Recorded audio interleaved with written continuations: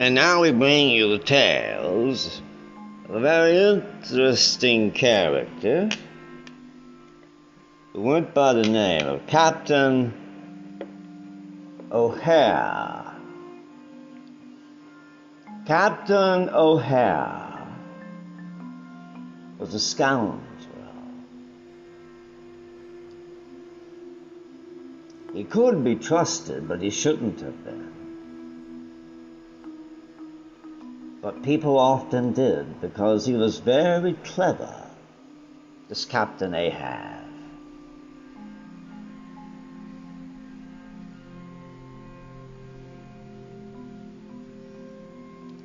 And so it's worth the introspection to study this clever person as to perhaps the opportunity to learn from his wiles, if not his ways. Observation, you see. It's very simple. You simply take a look-see. That's doing something, and taking a look leads to taking a step, and eventually you might even know where you're going.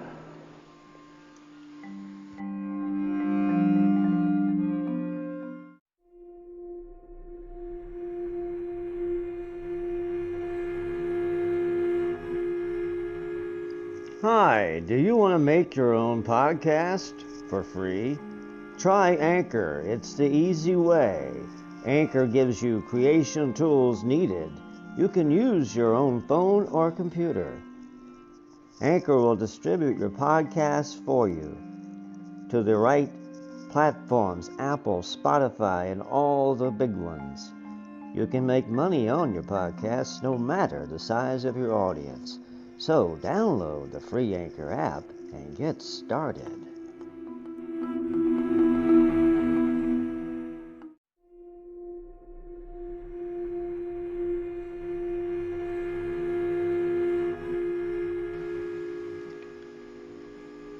Captain Ohoiurve was the worst kind of cap a lad could have, they say.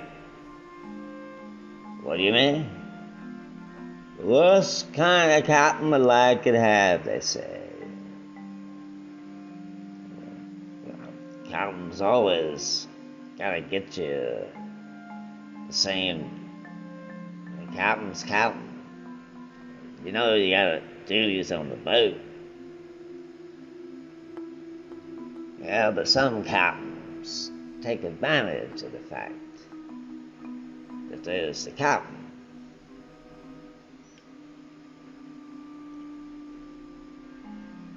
So the word is, Captain Ohoiurve is expecting everybody to take another pay cut and do a little extra time. Says it's going to make the boat more wealthy and will all benefit. He says you got to have faith in him.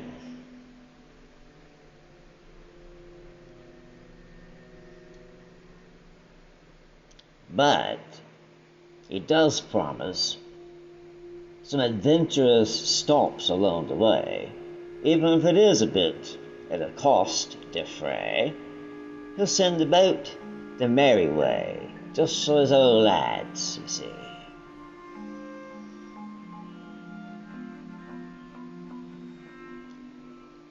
So it wasn't a bad gig, not as sailing goes. To work with Captain Ohoiurve, no one's denigrating the old cap. He's not my captain anymore. I did my time with him. He paid me eventually.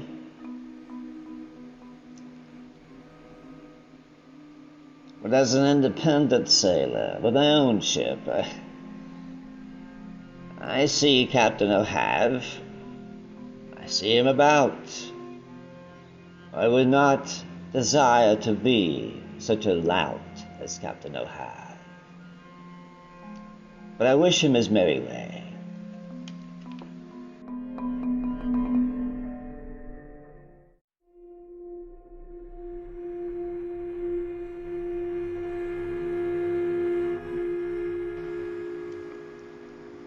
never had nothing but sparse dealings with old Captain Ohoiurve ever since my departure from his service.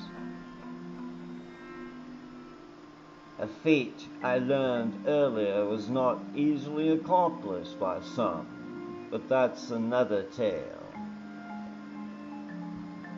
Captain Ohoiurve is like a bad dose of medicine. The kind that your auntie gave you, even when you wasn't even a sick, just on account that your cousin or the brother was. You know, that kind of medicine. The persimmon that roils the lips, the bitter persimmon is worse, is much worse than the bitter of the lip. Because Captain Ohoiurve has a bitter heart, and that is a hard thing, a difficult thing for a man to live with for very long. And so you fear not one whose heart is wretched and crumbling and propped up by everyone else's lot. And that's what he's got. And so I stay away if possible. However, it is inevitable on the seas that you will probably endure some of his torments. He was very powerful, the man of the sea. Many boats, must have had 120 boats by the time I was leaving his service. He was taking over the seas. Well, the man was an empire. He was very successful. Apparently his formula worked. My formula is still being, shall we say, laboratory tested for approval.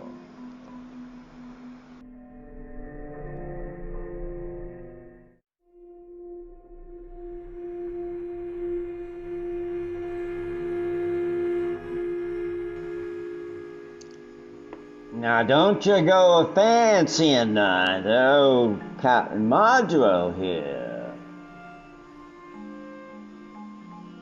regrets one moment of his decision to abound on the fortunes. Old Captain Ohoiurve, or He-have, or whatever he called this week, 'cause he carried a lot of names. The man was almost too big for one name. As I said,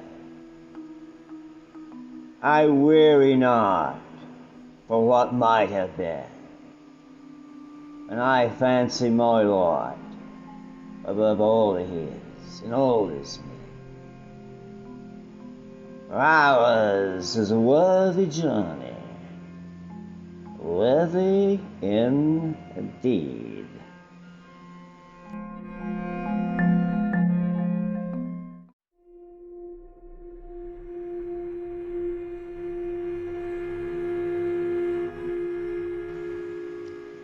And so when it comes to me dealings with Captain Ohoiurve,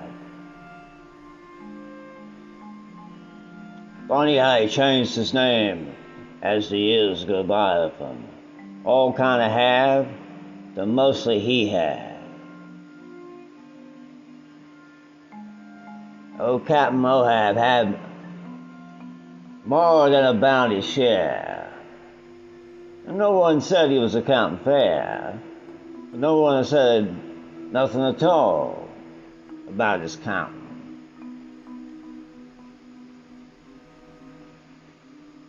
As an independent sailor, I don't have the option of misreading the dials, or face the wiles of the sea for my miscalculations, for she demands perfection.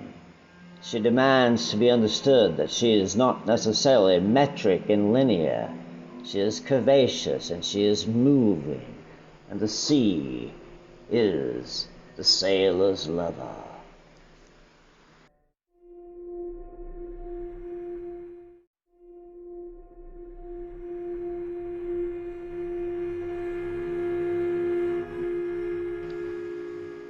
And that is what your seaman was saying when they said that their life, their lover, was the sea. Because it had to be.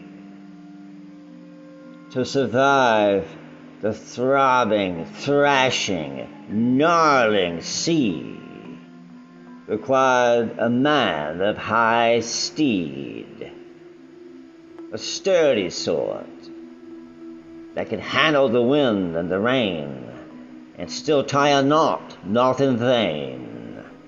That is the sailor, you see, a man of the sea. Now the sailor, to stay on the sea, more than a sea, a seasonal sea, as they say. Most of them is young lads trying to get away from a bad location or a bad home or some horrible circumstance. And that is your seamen's, and that is your sailors of the sea. And the culture, the verse, is not quite the right word. There's a unity as the sailors understand each other. And the sailor understands the value of a good boat. Because a good boat can be a lifeline, can take him anywhere. Get on a good boat and do a good job and you can see the whole world. That's all I promise any of them. So far, we're somewhat outnumbered.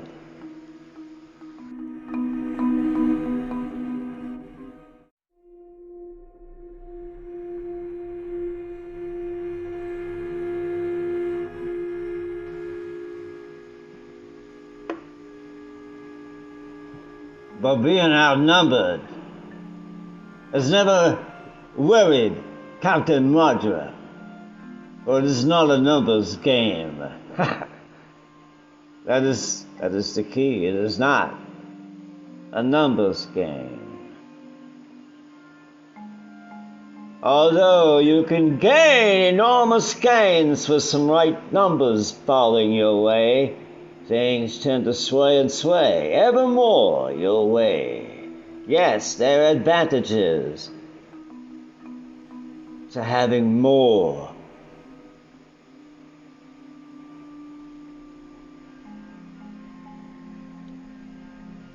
But there are disadvantages with being in the position of our dear Captain Ohoiurve. His stellar record, his honor and energy, and his inner guidance, we suppose, must be from the most highest of sources for him to have achieved such glorious heights in universal perception, that is his aim, I suppose, as well as gathering as much loot and treasure as he can stick in his hoot. He's a greedy sort. Greed is a weakness. One of those little winches and trenches in that rotten heart of his, you see. And so it's a waiting game, and it's not a numbers game.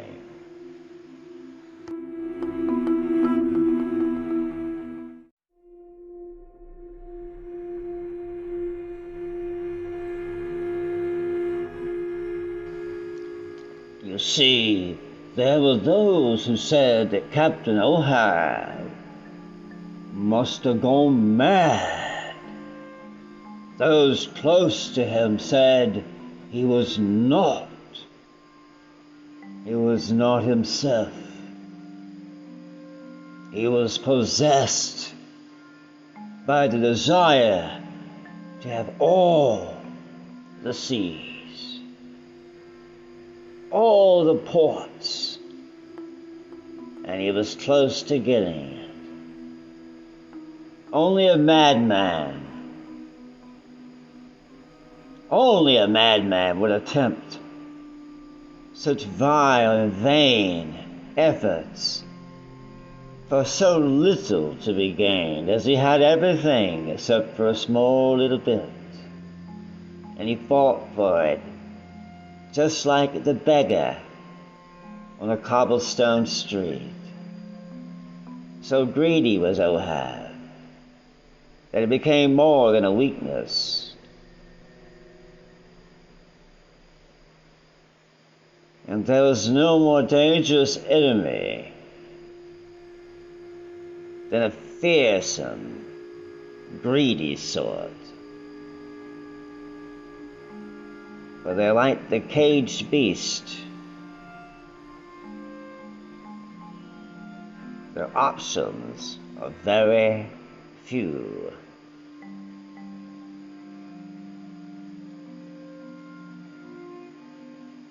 So what you do is make them think a bit or two.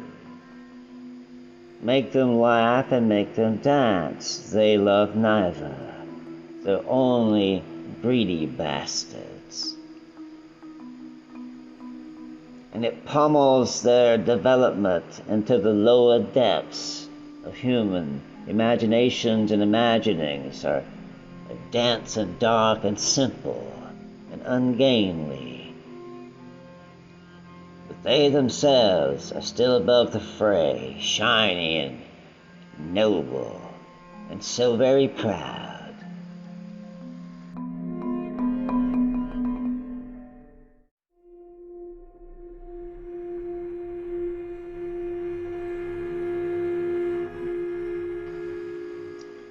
Now, it might be true that this is just a bit of a sailor's tale. To be sure, it is this sailor's tale, and that you can count on.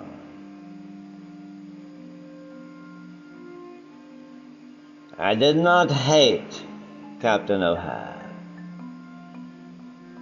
but I must say, I experienced his operations. I worked under his command. I know his ways. He seemed a much more noble man in those days, although that should be put in perspective, you understand. For a scoundrel, he was of high regard. But I still should not go as far as to call him the highest scoundrel, for he seemed to be perfectly capable of being deceived. He was very greedy, and as the snake eyes meet on the plain, one eats the other, and greed is so easy to eat. And Captain Ohoiurve had eaten his share of greed, the tasty greed, the delicious greed, the money, the women, the jewelry, the adoration of all. It was an adorning and tempting siren's call that few men at all could disdain. Our refrain would be much the same, I imagine, as that of Captain Ohoiurve. But as I say to myself, when I look at the whiskers in the mirror, when the glass returns a haggard face, I attempt to smooth it as best I can. I am a simple man who tries to survive in the sea with a code of honor and if that honor is returned, we shall sail peacefully, and that is enough for me. To sail the seas, for the sea is my lover, and nothing can hold me back from the sea. And I certainly will not let Captain Ohoiurve have his way with her. Not in front of my eyes, I should say.